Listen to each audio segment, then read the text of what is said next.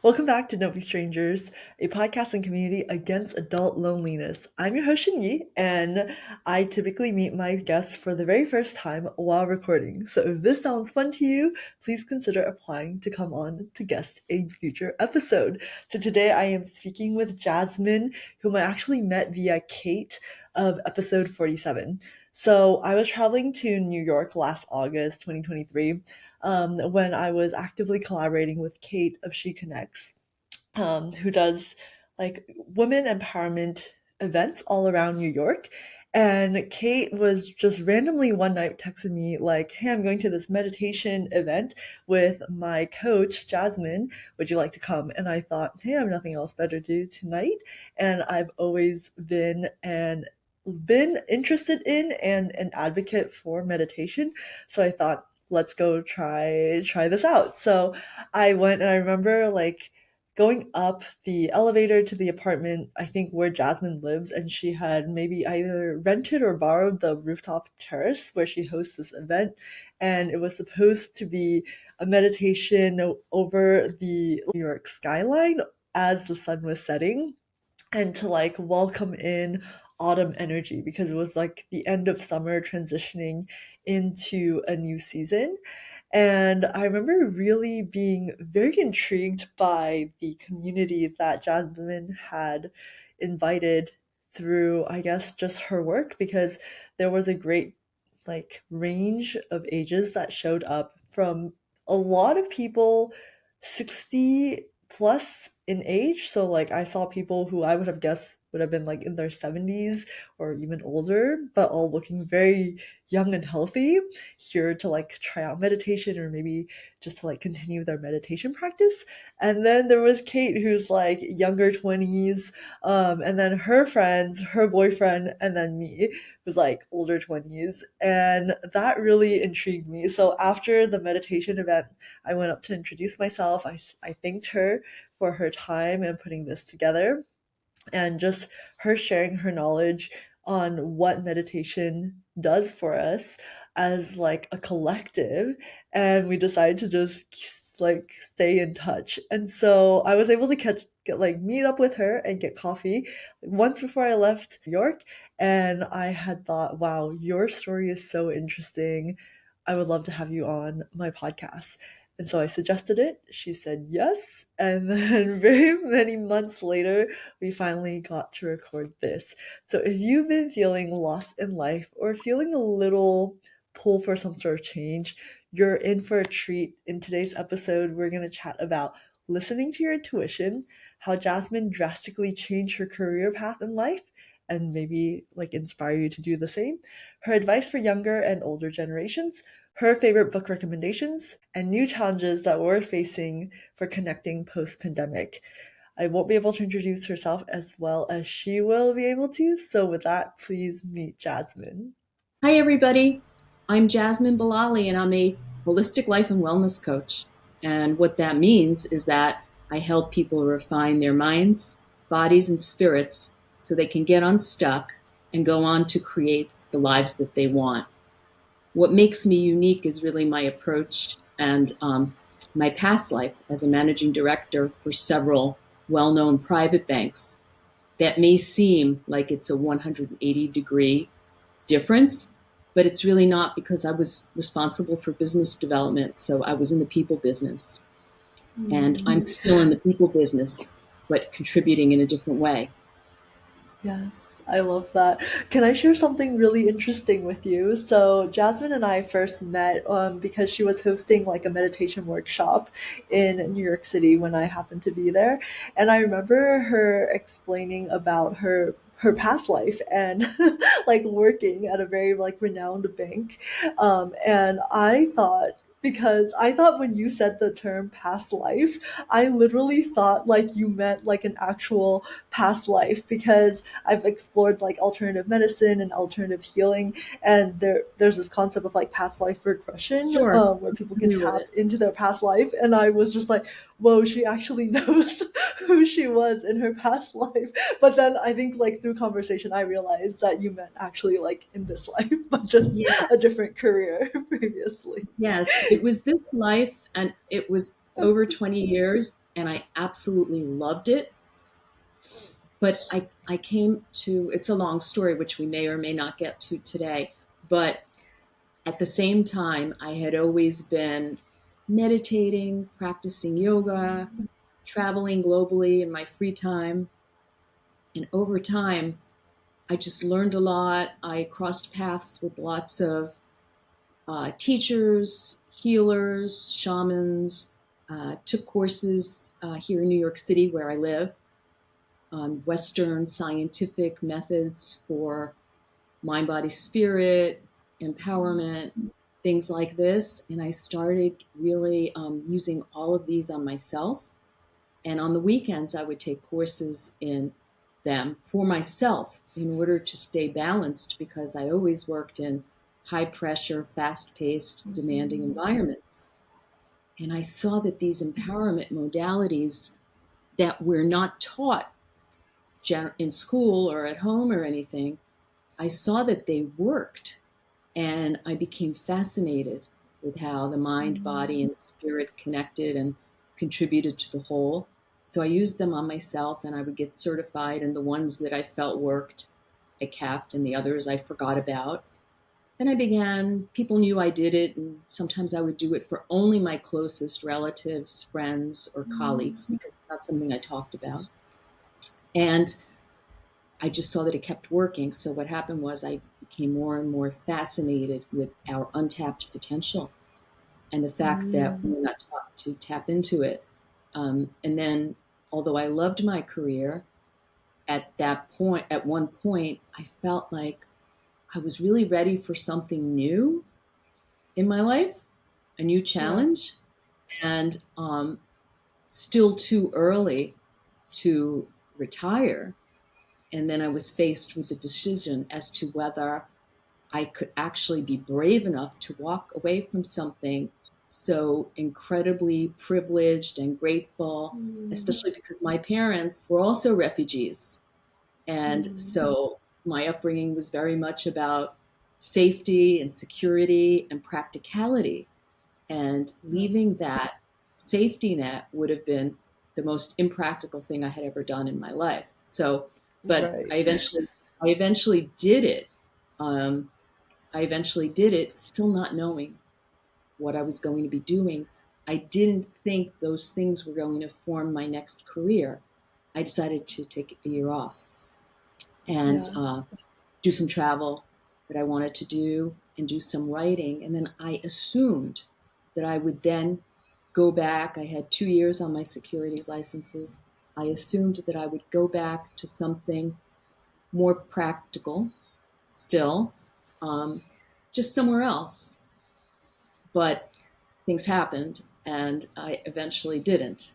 Okay, so off camera, before we hit record, you and I were talking about the topic of intuition, and I'm so curious to know, like, along that journey, did intuition play into you leaving your job and then also eventually switching over to this current career path as like a holistic wellness coach? Absolutely. Intuition has played a role in my life my entire life, even though I was unaware of it. So let's rewind back to college. I wasn't exactly sure of what I was going to do, but I felt this incredible draw to New York City ever since I was 4 years old, Oh which wait, is which wow. is really Why? Like, what was that like the first time you visited New York City, which was or really crazy. I didn't grow up far away. I grew up in New Jersey, okay. but my family had relatives in Brooklyn. And whenever we would visit and go over the George Washington Bridge, I was always mesmerized with the skyline and the city. And ever since that young age, I would talk about New York, and I felt like that's where I want to be, right? Not even knowing. So I always Wow. was interested in coming into New York and all of this. But then fast forward to college and, senior year, when you're trying to figure out job path and professionally what you're going to do and where you're going to interview, I had this dream one night that I was biking through campus, and all of a sudden, this limousine pulled up next to me, and it went very, very slowly. And there were no limousines there. It went very, very slowly. And then I saw the back of the license plate, and it said New York City. So Wow. was my intuition working? I wasn't aware of that at the time, but I just knew that I needed to be here. So I came Mm. here completely broke, no connections, not knowing anyone, getting finally, falling into my career path, which at first I wasn't sure what was going to be exactly. Mhm. Um, it wound up being interesting with the skyline theme. It wound up being in the commercial real estate construction group of a major bank, Okay. Oh, wow. Yeah. where they lent money to developers who built those same structures that I was so fascinated with, right? Oh, wow. So that is really kind of interesting. And I was there for a while when I felt like, and it was a feeling, I needed a change. And my boss tried to encourage me to stay where I was. But to make a long story short, I wound up transferring to private banking, where Mm. what happened was I started working with those same, because of my background in the commercial real estate, I started working with those same developers personally on their personal Oh, wow. finances. So what Yeah. happened was that first role wound up informing, and that is where my career really took off. Mm. And that was the thrust of my career. During that Yes. period, trying to stay balanced and healthy and seeing people getting stressed out and sick and all of this, Mm. that led me to pursue empowerment modalities and natural healing, learn about natural healing. So it's Mhm. interesting how it all works until to the point where I had become well versed into a lot of it. Then I got that feeling, the feeling that it's time for a change again, which nobody wants. It was not welcome. I always share with my clients that I feel that we reject ourselves because what Mm. happens is our inner voice, we get these feelings, but they're going to mess up our day to day structure. Of course, right. If things are going well or even okay, like nobody wants to completely turn their situation upside down and Of risk course. making the wrong decision. Right. Yeah. But only because I had been meditating for 20 years, I had been practicing yoga for 20 years, I had been really tuning into my intuition and refining my connection to it. Mm. I did reject that feeling for a while. Okay. But what happened was it just wouldn't go away. It would be this quiet voice that may go on vacation, but would eventually come back and say, do you want this to be your only career, or do you want to try something else too? Mm. And I wanted to say, I wanted to be my only career, but then I was aware enough to think, why am I even having this thing? Why is this Mm. thing coming, this question even there? Right. So it caused me to meditate on it and deal with it and eventually come to terms with it in the most chicken way that I could possibly find, which eventually became just to, okay, so I've been working since straight without a break since July 5th, 6th of right after graduation. So Mm. the firm didn't give sabbaticals. So I thought I could take a year off. Plenty of people take a year off, and I'll probably get this nudgy voice out of my system, and it Yeah. will all go away. And I have to say that wasn't a lighthearted decision. It was still an extremely difficult decision. I loved my clients. I liked what I was doing. And my situation wasn't bad. It was okay. The problem is, my situation was okay. It wasn't feeling like 100% hitting, like firing me up completely because it had been several decades. But Right. it was by no means a bad situation. Mm. So the issue is, I've never been someone who was okay with okay. Personality, unfortunately. So I always want to feel better than okay. So for most people, Mm. it would have been absolutely fine. But because I had that Right. voice and because I was feeling like things were okay, I wanted better than okay. I wanted bouncy. Right. And you know, that led me to finally face everything up front. So I'd have to say that even when I wasn't aware of the fact that I was operating on intuition, were Mm. intuitive hunches going on. And then later Yeah. on, I became more aware. And today, in my day to day life, when I get those feelings or when I get a thought, I stop and I think Mm. about the fact that could this be my intuition?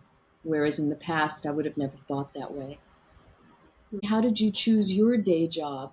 And how does it empower you? Or how does it empower Don't Be Strangers? I work as a software engineer for a consulting firm, and I originally chose it because it's a really interesting story where back in ninth grade there was this very nerdy boy in my biology class, and he was bragging about the fact that he was going to take a computer science class in the following year, and he was bragging about it because he is essentially implying that by taking this computer science class, it would give him like an advantage in his GPA because it's like one of the few electives that give you an advantage on your overall scoring. And Mhm. I thought to myself, I like science, I like computers. I have no idea what it is, but there was like a competitive side of me who thought if you could do it, like, of course, so can I. And of course, like, if there is an advantage being very highly like educationally focused in terms of the immigrant story, as we mentioned, like my parents immigrating as well from Malaysia to America, and like having very high standards in terms of education for me, made me think, okay, I'm going to take advantage of this elective that will give me a higher score. And so I took computer science without knowing what it was, but it's basically like programming, and it was by far one of like the hardest courses I've ever taken in my life, including some of my higher level biology courses I ended up pursuing in university. But I think what was really fascinating, and maybe I was like tapping into a gut feeling with that class in particular, was I really stuck through it, even though I found it extremely challenging in terms of the problem solving skills required. But ultimately, even though I struggled so much, like I felt like it was one of my hardest classes to make a decent grade that I wanted to. I loved it. I just was very intrigued in like the problem solving aspect of it. Like to me, it felt like solving little puzzles. And so coming out of that class, I thought, I think there's something here. There's something to be said when something is so challenging and yet you are drawn to it, right? So coming out of 10th grade, that's like hanging out the back of my mind, but I didn't end up pursuing it in school. As I mentioned, I studied biology. I think what ended up happening there was that my parents were pushing me to become a doctor, being Asian and having like an immigrant mindset, that I felt like being rushed out of high school and pushed straight into university without really any pause to think about what do I want to do with my life? Like, who am I without the schooling system directing me as an individual? That I was just like, okay, well, I don't have time to think. It's just going to be biology, and then I'll figure out the next steps later. And so the next steps were that I didn't end up pursuing what I studied, obviously, because as I was going through it, and going through university, I was realizing year after year that this is, while it's interesting to study, like is not where my heart lies in terms of like a profession.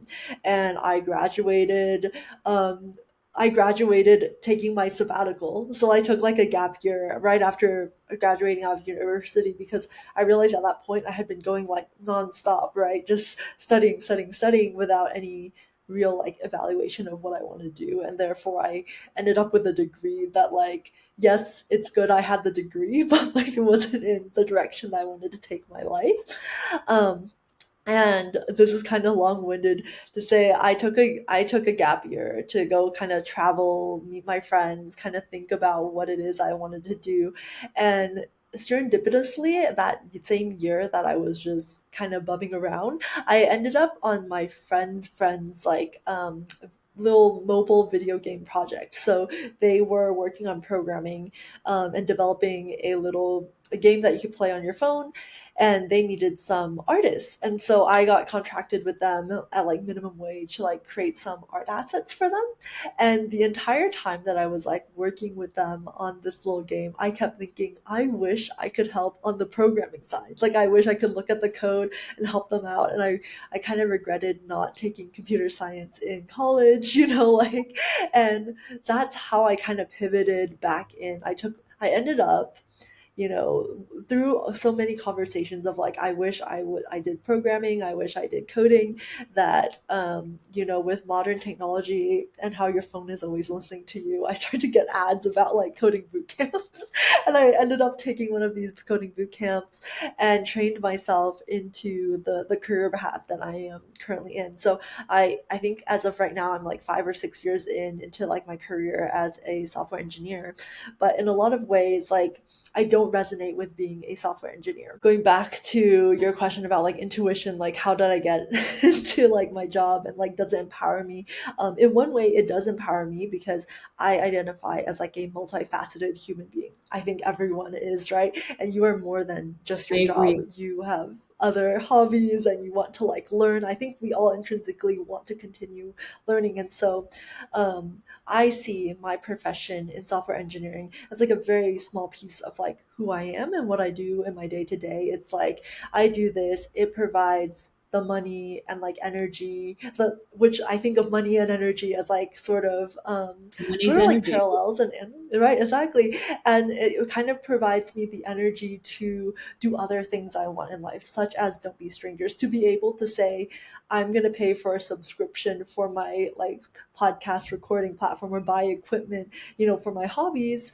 um and that's how I kind of see it playing in. There has been a few times in my very short career where I felt like I need to get out of here, but I'm also, I feel like in those instances in my like mid career crisis, I had stepped back, and I realized that it wasn't the job that was the problem, but it was the way that I had previously allowed it to take up so much of my energy, that I realized that I need to find a way to design this and pivot it so that it fits into my lifestyle. Because I think that like if I went from software engineering to any other career path, given who I am and understanding who I am, if any one activity took up 40 hours of my week, I would go crazy and I wouldn't want to do it. So it doesn't matter what the career path is. Um, and I think that's how my day job currently like empowers like my life and like my side gigs. I think I've been very fortunate too, in like the way that you said that you were very fortunate in your career, that like I ended up on teams with like the right people. Like, so in all of these 5 years, I've never been in like toxic work environments, because I think that would have created a different narrative that would have been like, I really need to get out of here, and it's not software engineering, but like, the people I ended up with. And I have been very lucky to like avoided all of that. And as of right now, I feel very comfortable in just like continuing on with like, I see this as a way um to keep alive the problem solving engineering side of me. and provide this service, to my team and our clients. Meanwhile, it's supporting my desire to be able to travel because I am remote and I work from home, as well as like continuing to create like events and other things I'm doing with Don't Be Strangers. Thank you for sharing that.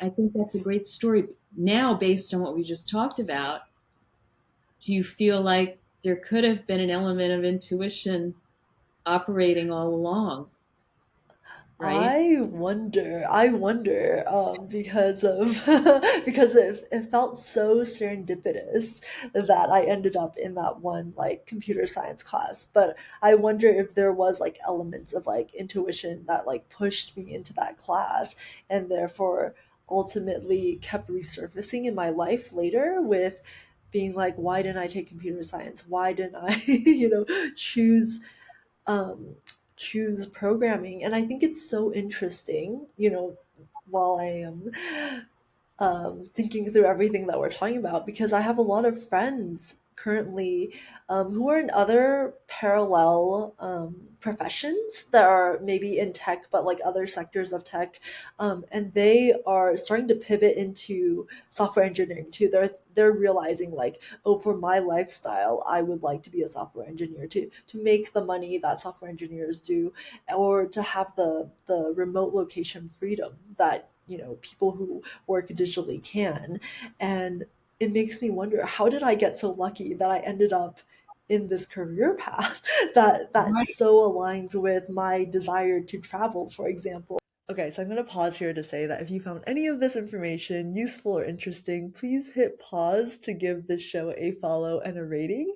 And if anyone comes to mind, like a loved one or friend, please consider sharing this episode so that you can help spread the impact of this podcast so many years ago, and that I almost feel like I was like ahead of the wave for people catching on and realizing, wait, actually, to be a digital nomad, it would be nice to be a software engineer. So yeah, that's You really may you may interesting. not realize how tapped in you were, because it's important to know that intuition is a superpower that we have that's Mm, often overlooked.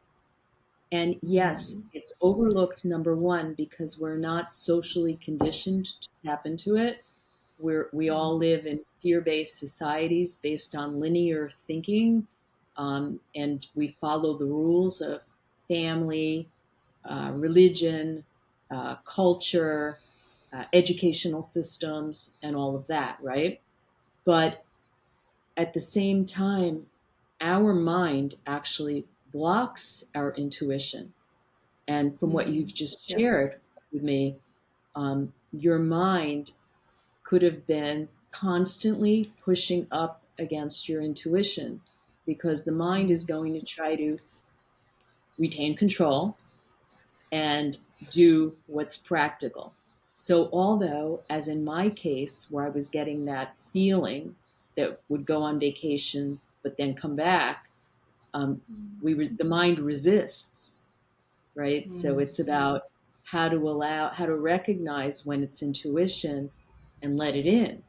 So you may right. have had a conflict going on the entire time, but from what you've just shared, I'm not sure that you didn't actually connect with your intuition at times, and it Mm, sent you in a different direction after you had those inner struggles that you mentioned, thinking, well, this isn't, biology is not for me, and I tried it and I've got this great degree, and so on and so forth. So, based off of your work, I'm really curious to know what advice you give to the younger generations and then as well as the older generations.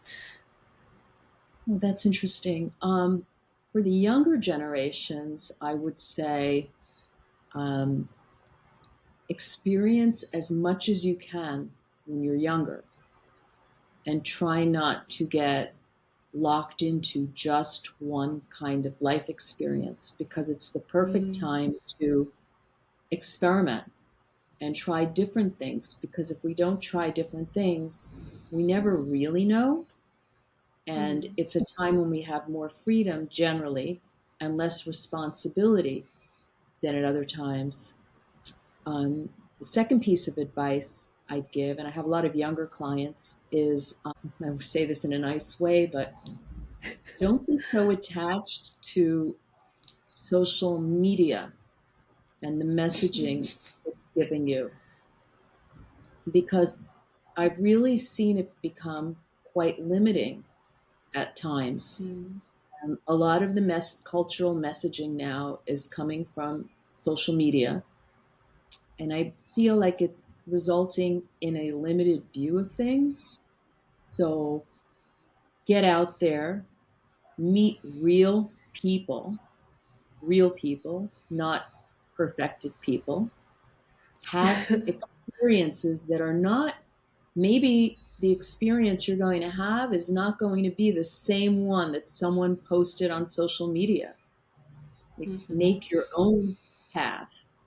And, a lot of people are basing their learning from social media and mm, or audiobooks, but they've gone out of favor. But don't forget about books, because it's a different type of experience and it's a different kind of learning than what you learn on social media, the tips and facts and all of that.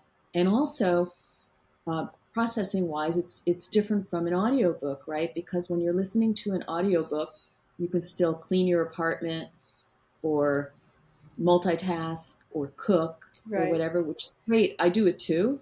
And it's a great way to get through books, but it's not the same type of taking in as when you're actually sitting in a chair or a couch and the only thing you're doing is reading a book, which also puts you into somewhat of a meditative state, right? right, And yep. you're taking in that information in a different way.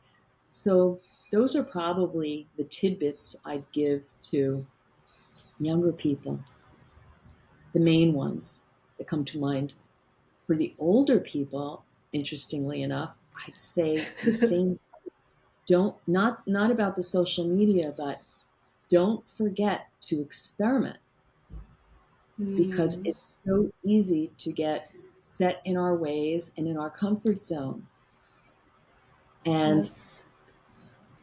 comfort, culturally, we've been taught that our goal should be comfort and getting comfortable. Mm, mm, And we're all in some way striving towards getting more comfortable in some way in our lives. mm, mhm, But but getting too comfortable is not really living, right? right, So, yeah. so once we get too comfortable, it could be time to mix things up a little bit. And I don't mean it has to be as drastic as what I did, because clearly uh, not everybody can do that for all of the practical reasons. But maybe it's taking a language class, or maybe it's learning how to play a new musical instrument, or maybe it's taking a writing class, or um, traveling to a certain place, or anything that is outside of your footprint, what's become your Mm, footprint. It can completely revive us and at the same time open us up energetically and expose us to new people. And I find so right. many times that my older clients are very attached to the structures that they've built. And Mm, right. I don't know if it's afraid necessarily, but are just not in the practice of stepping out of that. Sometimes, um, for both groups, it could be as small as talking to someone who's not like you, Right. Right. talking to someone Yeah. who's either of a different generation, or just someone who's walked a completely different path in life from you, and actually sitting Yes. down and having a real conversation with them and listening and seeing them as your peer. Yeah, I absolutely love that because that is part of the mission behind Don't Be Strangers is not only to like connect people who are alike, but to connect people who are different. And the two greatest tools that I think exist to expand our experience of life is to one, talk with people of all walks of life, people who are alike and not alike. And then the other way is to read books because that's more like a one-sided conversation where you can't really respond, to the author, but you still get to take in their experience of life or their life view of things. And I feel like since we are on the topic of books, I would love to know what are some of the most impactful books that you've ever read. And Oh, also, I know that you're working on a book, and I would love to know I if you am. could share any of that. So I happen, it's a great question because I love books. Um, Actually, I have loads of books in this apartment. I have more books than cookware.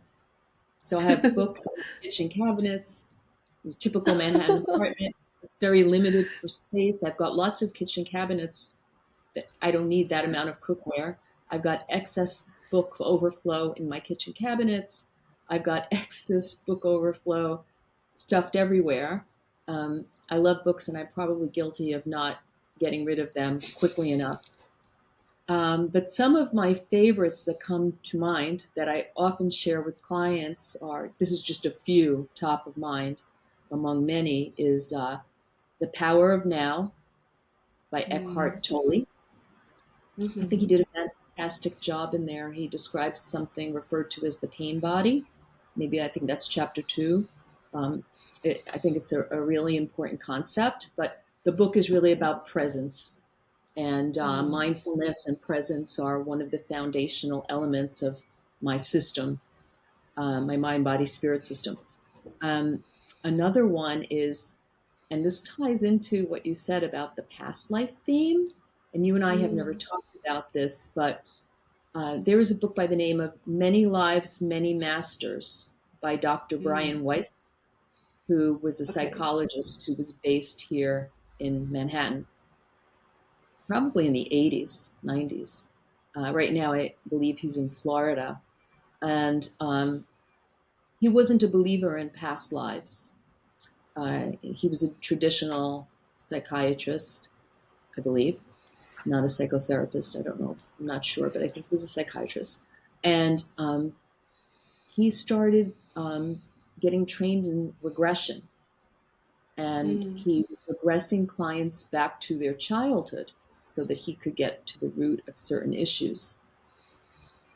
Fast forward, what happens is Dr. Weiss begins regressing clients, and they wind up going back to a time which he realizes, shockingly, is before childhood. Mm. So he's got them back in Egyptian times, Oh primitive wow.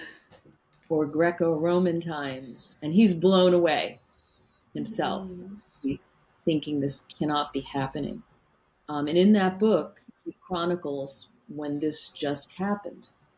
And the reason I bring it up is because it's a very thought provoking book about Mm. how we may actually have other lives. And he documents Right. all of this. And so he's a doctor, it's well documented.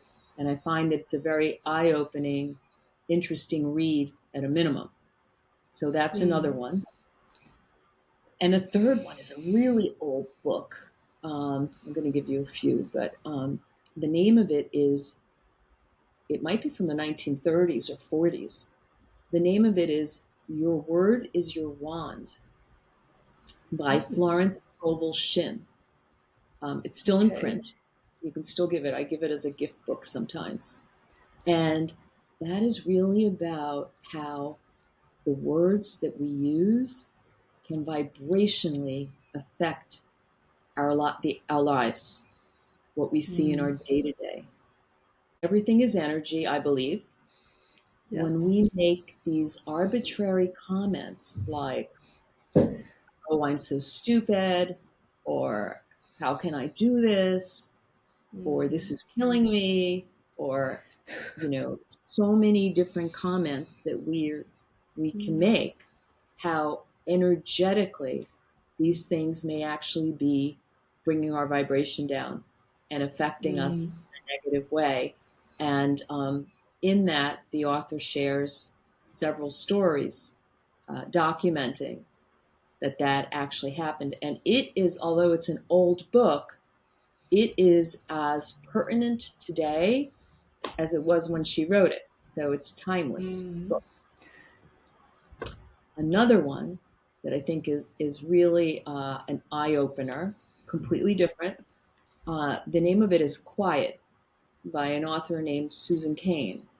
And the subtitle is The Power of Introverts in a World That Won't Stop Talking.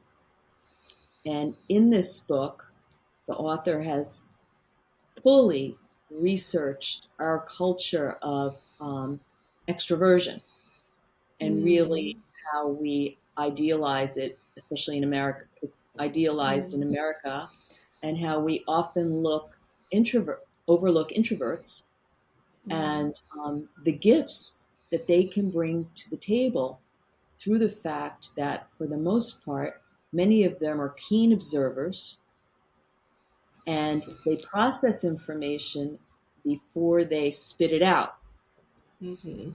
Right, So sometimes, it's referred to as quiet confidence, or it can be thought of in American culture as being overly quiet. mm, But these are the mhm. people who, when you're soliciting an opinion, they don't come out with it immediately. So people may think, oh, well, they're not as bright as the person who comes out with the instant opinion.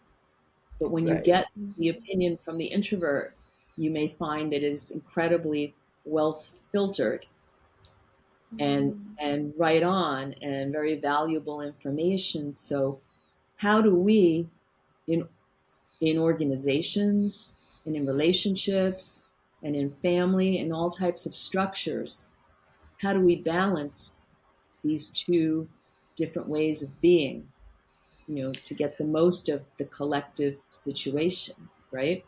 Um, right, what we learn through that book, and also something that it tangentially touches on what I do, because my work is very much about the theme of conformity and the mm, fact that we've had so much pressure in our culture to conform to what's considered the norm within mhm. this spectrum that's considered the norm. And this conformity is kind of forcing us into a certain silo. And also, what happens is group or crowd thinking can very much overpower the individual mind and Right, create the collective mind, which psychology has done a lot of research on. And let's just say we're sitting around a round table and we're thinking about how to take, I'm just going to use this arbitrarily, how do we take Don't Be Strangers to its next level? And maybe there are four or five of us and we're brainstorming. There is going to be a tendency there for the extrovert to speak first. It's just the way the personality structure works. And because of the group thinking, the tendencies of group thinking psychologically, there's going to be a tendency for everyone else to agree and then right.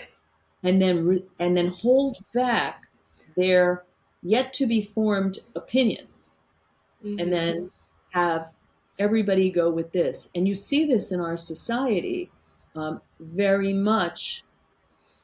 The groups will go with the collective narrative. The reason I work with this with individuals is because I feel like there's been so much stress through our educational system to bring us all into this conforming role, right, that so many of us have lost our unique voice. And I feel like it's the unique voice that gets us to our intuition that Mm. gets us Mhm. to, from there, that gets us to authenticity, right? Yep. Which is who we really are, and sharing our gifts. And once we get to that, that is when we become empowered, because that is when we're able to say, yes, that's for me, or I like it and I see it and it's fine, but it's not for me. That's Right. when Right. that's when we're able to step out of the conformity with confidence, not thinking we're flawed or there's something wrong with us, but knowing, actually inner knowing, that we're on the right path, because it's, although something is there, it may not be for us. And that requires Right. some resistance to the groupthink, um, Right. which takes work and it takes a lot of confidence. So I'd say that book, and then just one last book. So I don't know if you're familiar with Paulo Coelho, the author. He's Brazilian. Oh, no, I'm not sure. What work are you thinking of? Yeah, so he's a international bestseller, and his first big hit was The Alchemist, Oh, and yes, I, I've heard of The Alchemist. I would recommend it because it's somewhat similar in the theme, in that it's a great story, and it's a story, um, but the lesson there is really that everything that we're looking for is already inside of us. We don't Yeah. need to travel on the journey. So I've done a lot of global travel, and it taught me a lot, that I like to be really specific with people. We don't need to go on a trip around the world or halfway around the world. It's about cultivating the trip in our backyard. Yes. We Mm-hmm. can create the trip. So, like, as a result of all of that, and as a result of my work, I decided to work on my own book. And the theme of it is authenticity, because I feel like, Yeah. yeah, it's critical to our well being. So is the majority of your book through just like personal anecdotes, or what is like the format? Yes, actually. So my book is my story. It's a inspirational book. It has elements of memoir, but it's really inspirational self help, self development, Mm-hmm. personal development type piece. And it begins with an introductory story, which dates back to my skyline as a 4 year old, my Uh-huh. infatuation with the skyline, and how I wound up here. And then it goes into 60 short vignettes based on memoir from my New York City life and Mm. travels, each one ending with a takeaway designed to help the reader stay connected to their authentic self. And then the Oh, I book love that. closes with a continuation of the story. It's all true, of something that happened. The beginning of the story, something happens in Central Park. And then at the end of the story, I'm back in the park, and I'm in the Metropolitan Museum of Art, and something happens there that's connected. It's all true, Mm. and I come to this realization, that everything I've ever decided or chosen is okay, because it was all Yeah. right. So Right. that's the story, and I'm editing it myself right now, and yeah, hopefully having an editor look at it soon, and then deciding how I'm going to publish it. So That's yeah, so exciting. I'm really excited about it. The working title is Build Your Life, but we'll see Mm. where that Right. goes. Yeah.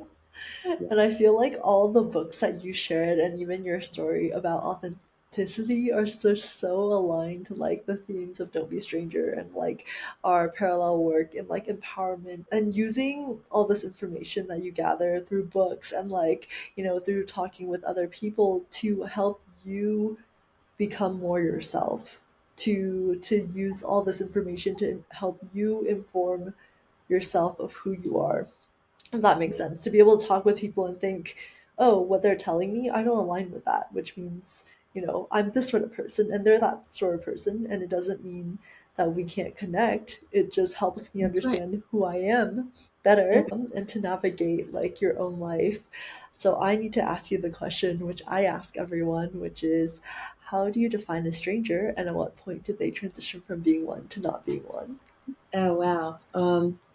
So for me, I feel like we're all connected. So we're not really strangers, although we feel like we are. But if Mm, I was categorizing, I would define a stranger as someone who I haven't really had a personal conversation with. mm, But once I've had a personal conversation with them, I feel like they could be a friend. mm, Now, whether it goes to that level or not, who knows? But I'm pretty open in that way. And I believe that we actually have circles of friends. We've got the inner circle, mm-hmm, and that's often the people that we've are the closest to us or we've known for a lifetime or they're like family or it's the friends from grade mm-hmm, school or middle school or high school or whatever. And then some new friends too, because anybody can become a inner circle friend, right? Um, and then we've got like the outer circle, the B, the ones that are in between. And then we've got the C, the ones that we may not see much because our circumstances are different, but once in a while when we see them, we have these great conversations with them. So I think it's sharing something personal with mm-hmm. someone. And Yeah. once you've shared that, even let's just say you're in an elevator and you wind up talking to someone about something other than the weather. Maybe you say, "Hi, how are you?" And they tell you that something terrible just happened to them. And then Mm-hmm. you take that a little bit further. And then now you've exchanged a piece of personal information. So Right. you've connected in a different way. So I find that I'm probably a little bit more open to friendship than some people. And I Mm. feel like this has changed since the pandemic, which we didn't talk Okay. about. I feel like connecting has become more difficult since the lockdowns. Yeah. How did you personally experience that in terms of like your relationship to connecting to people prior to the pandemic, during, and sort of like post and after? So I feel like it's interesting. I feel this way, and I've had clients come to me of all ages, which surprised me, who feel the same way.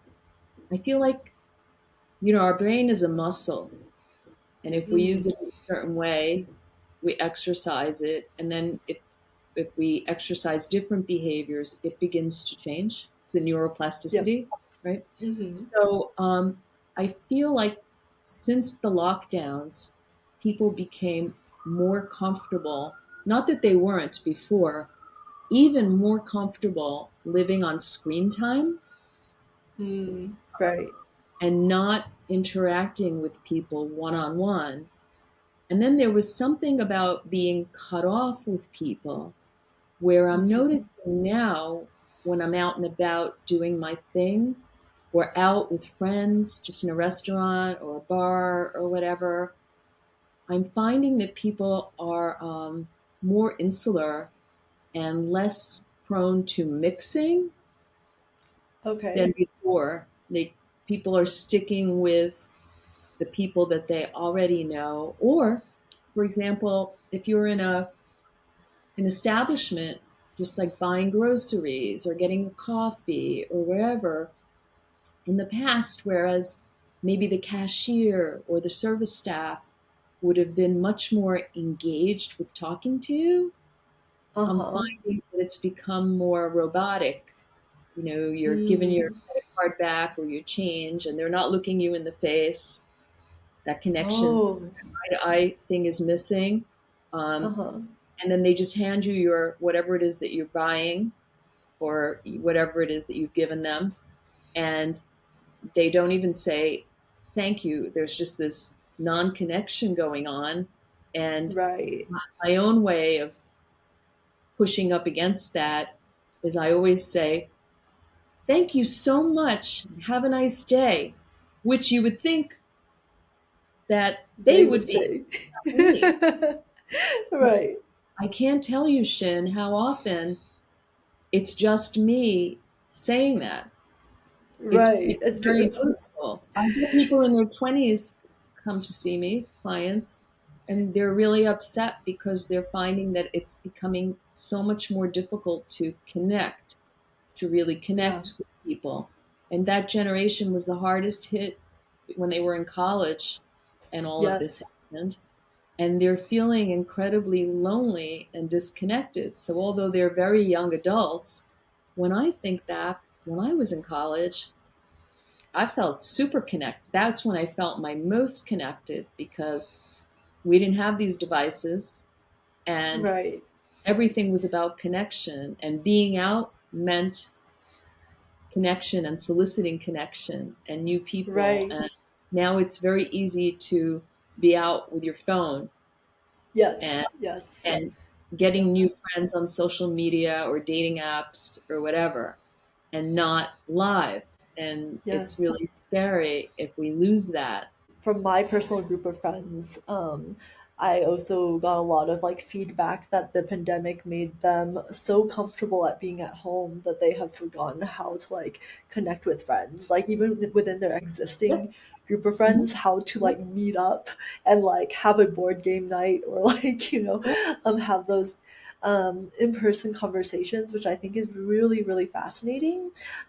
Something else that I think is kind of maybe pivoting the topic a little bit, but on the other hand, I almost feel like with with social media and with technology, I sometimes personally feel overconnected to a certain degree because I do travel, and that means like every new place I go to, I have to like basically start my life over in a certain way in terms of like the social aspect, like having to find people to connect with and hang out with. But at the same time, thanks to technology, I always have access to like talk with friends back at home and like have calls with friends back at home. And I feel like in this way I'm becoming inundated with like information from like a social level where like all my friends from like Dallas wants to keep up with me, where I'm like seeking in-person connections wherever I physically am as well. Um so I think like two sides of this coin of technology, where one, it's causing us to disconnect more because we're overly relying on it to avoid being uncomfortable, right? Avoid having to interact and like the avoid having to put ourselves in scary situations of saying like, what will happen if I say hi to this stranger, like they might completely reject me, and that's terrifying, right? So let's not even try, let's just look at my phone and like not make eye contact. And then on the flip side of the coin, where you feel I feel overstimulated with the social media, right? Like I'm like, okay, yes, I let me check my calendar and see where I can fit this call in, where I almost feel like I wish I couldn't call people sometimes. I wish it was just who I could meet up with physically, Yep. so that it would kind of put some boundaries and limitations around like how much of my time is being spent in socialization, and so that I can like reserve energy for other things I want to do, like self connection. Yeah. Yeah. It's a dance, right? Yeah. It's a Yeah. dance, and it requires some attention and work. Right. Exactly. Exactly. This stuff Is isn't easy. right. Is there anything else that you want to share with the audience? Oh, I guess I'd say that I write bi-monthly for a magazine, Spirituality and Health, on all types of wellness related topics, things that holistically can help us to thrive and live better lives. And then I blog every other month. So I have a monthly newsletter that goes out. And if anybody's interested in subscribing or reading my articles and blogs, which are on my website, they're on my website under jasminebilali.com. And I feel like holistically is the way to go because I feel like each component, we need help in all different types of areas, not help, but support or refinement. Yes. We want it. Um, but working on just mindset or just our physical health or Hmm. just our emotional status in a silo or only career and purpose. A lot of Yeah, people come and they say, I only want to work on career. It's not going to really get someone where they really want to be because each of those components bleeds into the other. So, right. in order to wind up in that best place, it's all about elevating each component: mind, body, and spirit. So, we can go to health coaches and get just health, or we can go to career coaches and get just career. But I feel like the real step up comes from the whole. So, Yeah. that's what I would say. Thank you so much for your time, Oh, you're so Jasmine. welcome. Thank you for having me here today. So here's some food for thought for you.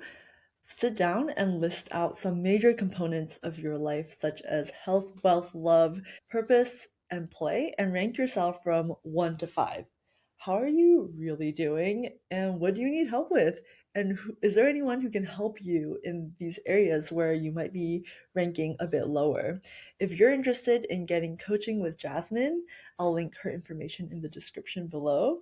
And then if you're looking for some leveling up in your social life, such as like finding new friends or even deepening existing relationships and friendships, then I have a book out called How to Talk to Anyone for Introverts. I'm still giving away free ebook copies in exchange for honest reviews. I'm officially at 33 reviews on Amazon out of like 100, which is my target. And I recently launched the audiobook. So if that intrigues you at all, please consider taking a look. So I will also link that in the description. Personally, I'm working on a couple of the things, balancing my social life. I'm trying to create more intentional time to connect with myself, be bored, and create art. I feel like this is a topic that I'm constantly in challenge with. The one about creating art specifically, but more recently in time, the trying to find more time for myself as an ambivert introvert, principally because I think growing up, and if you've been following the podcast for a while, then you know my struggles with productivity. And I think that somehow that productivity addiction kind of played into my need to always meet up with people because it feels like being with others is in some ways more productive than just spending time with myself, essentially resting. That was the issue. I couldn't allow myself to rest, so I would always just like overbook myself.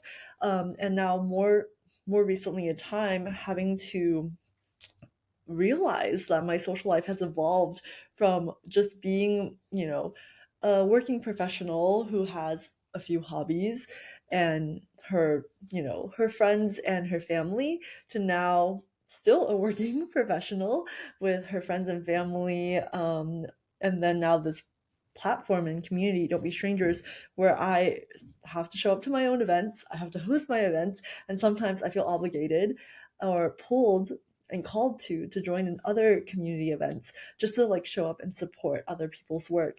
And so amongst all this, I'm trying to figure out where can I put in pockets of like time to restore myself. And then if you heard the episode with Molly regarding my word of the year, then you'll know that I am working on intuition, which was why it was such a great pleasure to talk with Jasmine, since she has done a lot of work on intuition with herself, and being able to tap into her insight has been so useful to me.